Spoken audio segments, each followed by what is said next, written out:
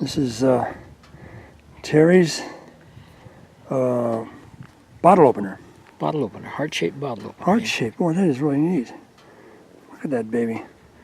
You just put some kind of a brass finish on it. It's It's kind of heat, bright to see. Heat treatment, and oil finish. Oh, that's neat. Let's go back in and talk about your blacksmith shop. Sure.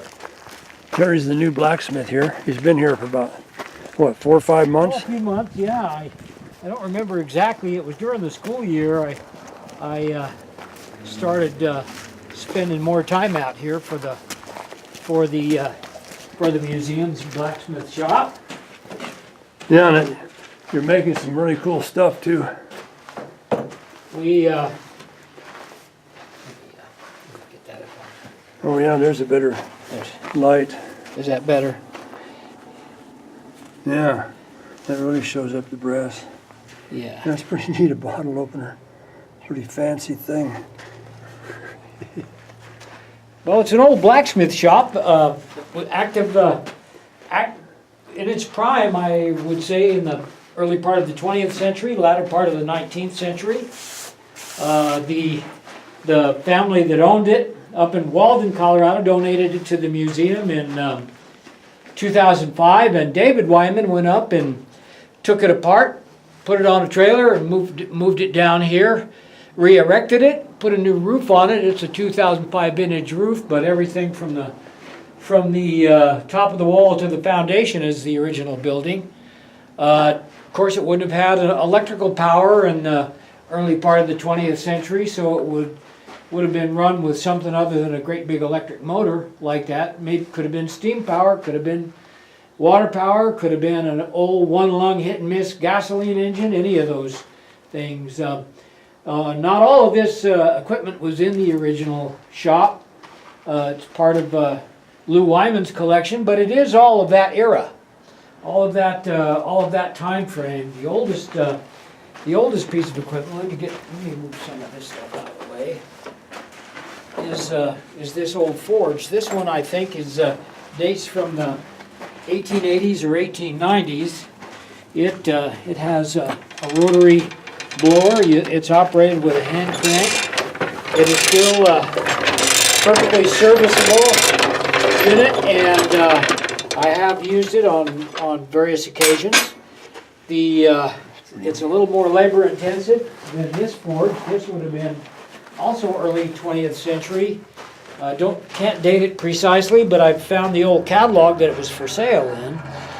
It's got a little bit more of an advanced blower system, so it requires a bit less physical effort and will give you a little more air power. So that's why we tend to use that one. It's a coal-fired forge, of course, so coal from a local mine, 20-mile mine out south of Hayden, down the 20-mile road. It's a good hot coal and will give you a good fire with which to forge. The old trip hammer, the sales records indicate from the Little Giant Company that this went into service in July of 1915, so it's been around for a little over 100 years. It's all belt driven on a line shaft, and as I mentioned, it's on this on that modern day electric motor. Let me fire it up for you, and that way you can get an idea of how it operates. All the equipment still is in very workable condition. The grinding wheel, as you can see under the camera's eye right there, is something that I use every day. The old trip hammer, as I mentioned, is 100 years old. It's for when the blacksmith's arm gets tired, let's say. I need to shut it off. The clutch is sticky on it.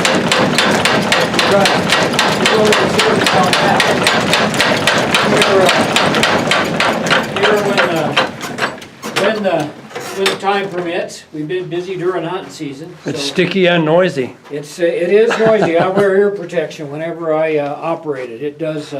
Yeah. And it's it is a powerful piece of equipment, even though it's down on the low end of the size range for power hammers. Oh, it is? Yeah, it's, you know, some of the industrial ones would be, you know, wouldn't even fit in this building. Oh, yeah, I guess those bigger ones for bigger machines.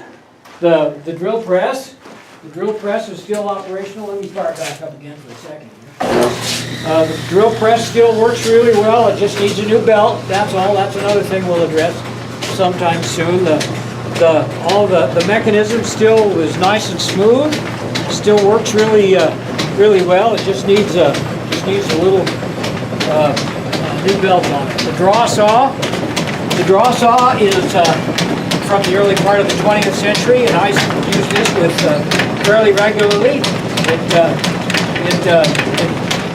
It's a little bit slow, but there's nothing wrong with that. You just put your work in there and let it go, let it do its thing.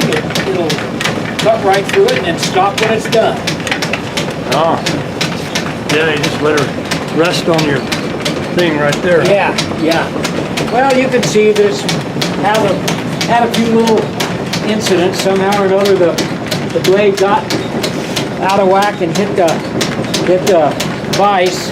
Oh. But every bit of it is still perfectly serviceable. This old press, would be the something like a fly press, and this would have been before the time of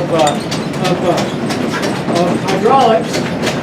But you put your work underneath the ram right here, and then work the wheel down till it came to contact, and when it came time to press, you use the ratchet. So it's all mechanical leverage power. Yeah, pretty neat. Nice place here. It's a great place. It's a great little shop. So come and see the Wyman Museum in Craig, Colorado. Yeah. There's an old bellows up there too. That would have been a bellows that would have been in a frame that you would have operated with a great big lever. I think it's a dual chamber, so it blows when it expands and blows when it compresses. Oh, yeah. All right, Terry, well, thanks a lot. You're welcome, sir.